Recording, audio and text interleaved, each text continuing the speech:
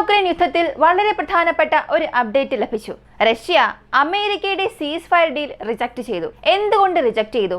കാരണം റഷ്യയ്ക്ക് ആവശ്യമായ ചില കാര്യങ്ങൾ ആ സീസ് ഫയർ ഡീലിൽ ഇല്ല. പ്രധാനമായും റഷ്യ ഒക്കുപ്പൈ ചെയ്തു വെച്ചിരിക്കുന്ന ഉക്രൈൻ പ്രദേശങ്ങൾ, ഏകദേശം 20 മുതൽ 30 പ്രദേശം ഉക്രൈൻ ലാൻഡ് റഷ്യൻ കൈകളിലാണുള്ളത്. എന്നാൽ റഷ്യ ചോദിക്കുന്നത്, ഞങ്ങൾ വളരെയധികം പരിശ്രമിച്ചാണ് ഈ ഭൂമി പിടിച്ചെടുത്തത്, ഈ ഭൂമി ഞങ്ങളുടേതാണ്, ഇന്റർനാഷണൽ ലെവലിൽ നിങ്ങൾ ഇത് അംഗീകരിച്ചേ മതിയാകൂ എന്നതാണ് റഷ്യയുടെ ആവശ്യം. പക്ഷേ അമേരിക്ക അതിന് തലയാട്ടിയില്ല. ഉക്രൈൻ അതിന് എതിരായിരുന്നു. ഉക്രൈൻ ഇതിനു വേണ്ടി ചിലവാക്കിയ തുക എന്തെന്നറിയണ്ടേ? അവരുടെ മിനറൽ ഡീലാണ്. എന്ത് സംഭവിച്ചു, അടുത്തെന്ത് സംഭവിക്കാൻ പോകുന്നു, എല്ലാം ഈ വീഡിയോയിലൂടെ വിശദമായി അറിയാം.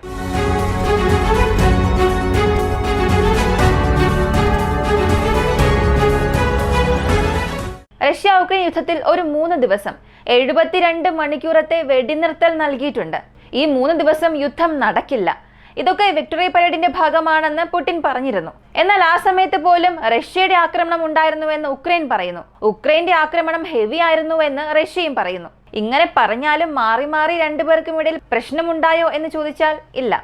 പക്ഷെ ഇവിടെയുള്ള മറ്റൊരു സങ്കീർണമായ പ്രശ്നം അമേരിക്കയുടെ ഇടപെടലാണ്. ഡൊണാൾഡ് ട്രംപ് വന്നു, റഷ്യയ്ക്ക് പിന്തുണയായി സംസാരിച്ചു, ഉക്രൈനുമായി ഒരു ഡീൽ നടത്തി, പാശ്ചാത്യ രാജ്യങ്ങളെല്ലാം കണ്ണീരിലാഴ്ത്തി, ഒരുപാട് രാജ്യങ്ങൾക്ക് താരിഫ് വിധിച്ചു. അവസാനം ഉക്രൈൻ അനുകൂലമായി തന്നെ നിൽക്കുന്നു. അപ്പോൾ എന്താണ് സംഭവിക്കുന്നത്? റഷ്യയുമായി അമേരിക്ക സൗഹൃദത്തിൽ എന്ന വാർത്തയൊക്കെ പുറത്തു വന്ന് മറ്റൊരു തലത്തിലേക്ക് തന്നെ ആ ഒരു ബന്ധത്തെ കൊണ്ടുപോയി. 2 രാജ്യങ്ങളെയും സൂര്യനും ചന്ദ്രനുമാണെന്നൊക്കെ എല്ലാവരും വാഴ്ത്തിപ്പാടി. പക്ഷെ ഇവിടെ ട്രംപ് ഒരു ബിസിനസ്മാൻ ആണെന്ന കാര്യം നമ്മൾ മറക്കരുത്. അദ്ദേഹത്തിന് എന്താണോ വേണ്ടത്, എന്താണോ അവർക്ക് ലാഭം, അവിടെ മാത്രമേ ഡൊണാൾഡ് ട്രംപ് നിൽക്കുകയുള്ളൂ. അങ്ങനെ നോക്കുകയാണെങ്കിൽ ചൈനയെ എതിർക്കുക തന്നെ വേണം. അങ്ങനെയാണെങ്കിൽ ചൈനയുടെ പക്കൽ നിന്നും മിനറൽസ് ഒന്നും നമുക്ക് ലഭിക്കില്ല. അപ്പോൾ അത് നമുക്ക് മറ്റേത് വഴി കോംപ്രമൈസ് ചെയ്യാം? അത് ഉക്രൈൻ വഴിയാണ്. ഉക്രൈൻ മിനറൽസിന്റെ ഒരു പങ്ക് ആവശ്യമാണ്. അവിടെയുള്ള മൈനിങ് ഞങ്ങൾ തന്നെ ചെയ്യും. ആ മൈനിങ്ങിൽ എനിക്ക് പകുതി, നിങ്ങൾക്ക് പകുതി വരുമാനം. ഇതാണ് അമേരിക്കയുടെ ഡീൽ. ഈ ഡീലിന് അത്ര പെട്ടെന്നൊന്നും ഉക്രൈൻ തലയാട്ടിയില്ല.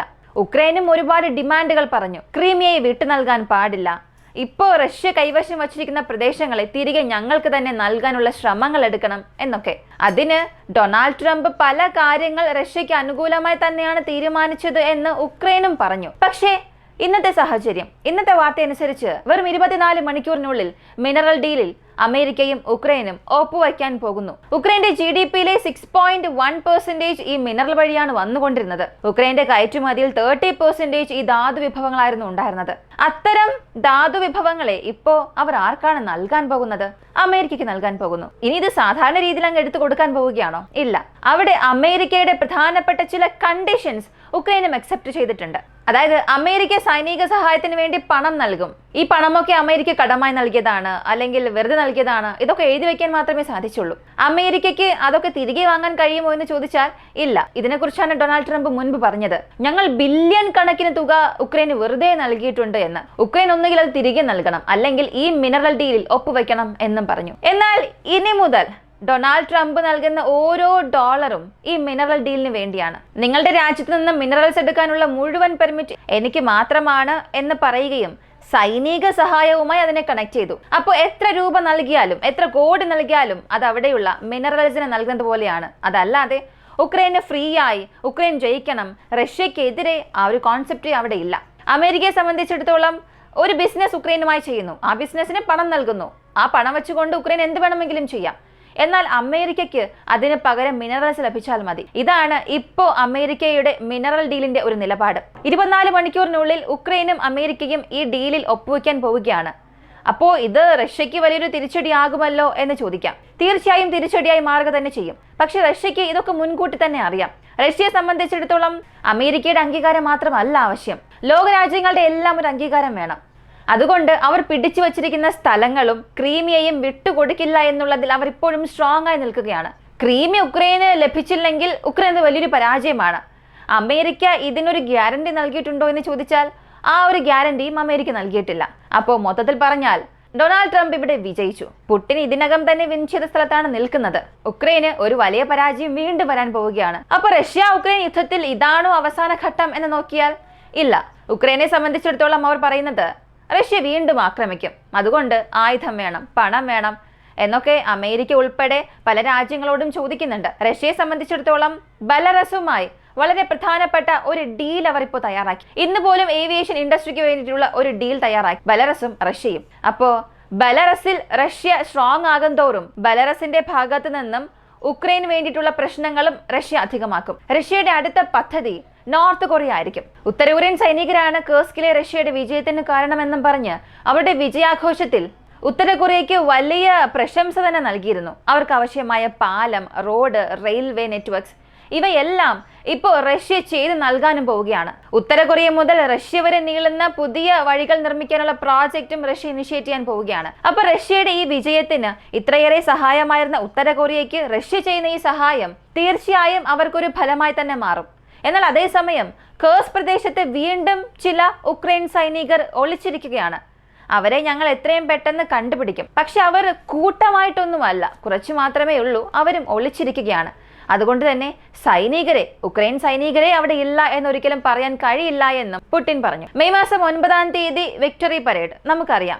റഷ്യയുടെ ഈ ഒരു വിജയാഘോഷത്തിൽ യാതൊരു രാജ്യവും പങ്കെടുക്കാൻ പാടില്ല എന്ന് യൂറോപ്യൻ യൂണിയനിലെ നിരവധി രാജ്യങ്ങൾ സമ്മർദ്ദം ചെലുത്തി. എന്നാൽ ഇവിടെ ഇന്ത്യ തങ്ങൾ പങ്കെടുക്കുമെന്നും നരേന്ദ്രമോദി പോകുമെന്നും പറഞ്ഞിരുന്നു. എന്നാൽ ഇന്ത്യ പാകിസ്ഥാൻ പ്രശ്നം കാരണം പ്രധാനമന്ത്രി നരേന്ദ്രമോദിക്ക് ഈ വിക്ടറി പരേഡിൽ പങ്കെടുക്കാൻ സാധിക്കില്ല. പകരം നമ്മുടെ പ്രതിരോധ മന്ത്രി രാജ്നാഥ് സിംഗ് ആ ഒരു പരേഡിൽ പങ്കെടുക്കുമെന്നുള്ള ഒരു പുതിയ ഒഫീഷ്യൽ സ്റ്റേറ്റ്മെന്റ് പുറത്തു വന്നു. സെലൻസ്കിയെ സംബന്ധിച്ചിടത്തോളം ഇപ്പോഴും ഈ ലോകരാജ്യങ്ങളെല്ലാം റഷ്യക്കെതിരെയുള്ള സാമ്പത്തിക ഉപരോധം ഉയർത്തണം എന്നുള്ള അഭ്യർത്ഥനയാണ് നടത്തുന്നത്. സാബ്രോസീഷ്യ ആണവ നിലയത്തിൽ റഷ്യ IAEA ഓഫീസേഴ്സിനെ അകത്തേക്ക് അനുവദിക്കുന്നില്ല, അവർക്ക് മുൻഗണന നൽകുന്നില്ല എന്ന ആരോപണം വന്നതിന് ശേഷം ഒരു പക്ഷേ അമേരിക്കൻ ഉദ്യോഗസ്ഥരെ ഈ സാബ്രോസീഷ്യ ആണവ നിലയത്തിൽ നിൽക്കാൻ റഷ്യ സമ്മതിച്ചേക്കാം എന്നുള്ള ഒരു സജഷനും വന്നിട്ടുണ്ട്. അപ്പൊ എത്രയും പെട്ടെന്ന് സാബ്രോസീഷ്യ ആണവ നിലയം, റഷ്യ, അമേരിക്ക ഈ 3 പേർക്കിടയിലുള്ള ഒരു ചർച്ച നടക്കും. അതിന്റെ ഒരു അന്തിമ ഔട്ട്പുട്ട് വരാനുള്ള സാധ്യതയുമുണ്ട്. ഇതിനിടെ വാർ മ്യൂസിയത്തിൽ പുടിൻ ചെന്ന് സന്ദർശിച്ചു. വേൾഡ് വാർ 2 മുതൽ അടുത്ത് സംഭവിച്ച എല്ലാ യുദ്ധങ്ങളിലും സൈനികരാണ് വളരെ പ്രധാനപ്പെട്ടവർ. സൈനികർ ഇല്ല എന്നുണ്ടെങ്കിൽ രാജ്യത്തെ സംരക്ഷിക്കാൻ കഴിയില്ല എന്ന ഒരു കാര്യം അദ്ദേഹം വീണ്ടും പലർക്കും ബോധ്യപ്പെടുത്തി കൊടുത്തു. ഇനി 2ാം ലോക മഹായുദ്ധത്തിൽ നിരവധി പേർ മരിച്ചു, ഒരുപാട് പേർ കാണാതായി. ഈ കാണാതായവർക്ക് എന്ത് സംഭവിച്ചു? അവർക്കായിട്ടുള്ള ഒരു തിരച്ചിൽ, അവശിഷ്ടങ്ങൾ കണ്ടെത്താനായി റഷ്യ പല ഗ്രൂപ്പുകൾ നിയമിച്ചിട്ടുണ്ട്. സത്യത്തിൽ ഇതൊക്കെ ഞാൻ ഇപ്പോഴാണ് കേൾക്കുന്നത്.